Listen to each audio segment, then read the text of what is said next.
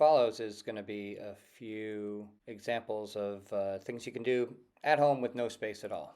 It doesn't matter what the weather is, doesn't matter what's going on. Only in a few instances do I show the left and the right version of the activity, but you should always do it with both feet. As we go through, I'll make some points about how to perform the movements in the way that's going to be most effective for you. And, there's nothing magic here. The only kind of training that's bad at home is the training that you don't do. But there's a few things about these kinds of activities that I think you will find useful in that it's asking you to do a very specific thing that might not be the thing that comes naturally to you. These are movements that are critical in terms of being able to scan and have a 360-degree perspective on the field, get your body shape going in the right direction. So this is going to be the basic ones, and then next week I will follow up with some more advanced ones. Throughout the presentation of this, I've also subdivided them into, the greens are the easy ones you can probably do while you're watching TV or doing homework or reading, just kind of unconsciously. Then yellow and red as you have to focus and concentrate a little bit more. But there's nothing that's very, very difficult.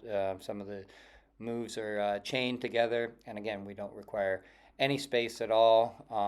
You want to be controlled, and if you're hitting the TV with your ball, there's something has gone catastrophically wrong with the way that this is, because there's really everything should be controlled, build into the speed of it. Start with slow and correct, and then build speed as you get more comfortable with it. If you have any questions about it, any modifications, obviously you can reach out to me at any time. First movement is outside circles. The key is to be in contact with the ball at all times. This is something you should be able to do without looking at the ball. Flexing and rotating your ankles is going to be key to be able to maintain constant contact with the ball. Inside circles are the flip side of the outside circles, just like stepovers and scissors are kind of the converse of one another. All the same mechanics are at play, just challenging in a different way. The laces drag is one of my absolute favorites. I'm not crazy about how the player in the video is doing this. I want you hopping on the standing leg, and make certain that you're not just rolling back and forth in constant contact with the foot. You want to nudge it away and then bring it back. This over and back movement, I think it's good in terms of introducing that sole roll that you see all the time in futsal and everything, and also is useful throughout soccer. But all the other great benefit of this one is it gets you into the habit of opening up your body shape and moving with the ball if you do it right. Now we start to see one that looks pretty complicated, but be very certain that you can only do one thing at a time. Multitasking is alive pretty much everywhere, but very much in terms of soccer. You got to do what you're doing and then do the next thing you're doing. When you try to do three things at once, you're going to fail at all of them simultaneously.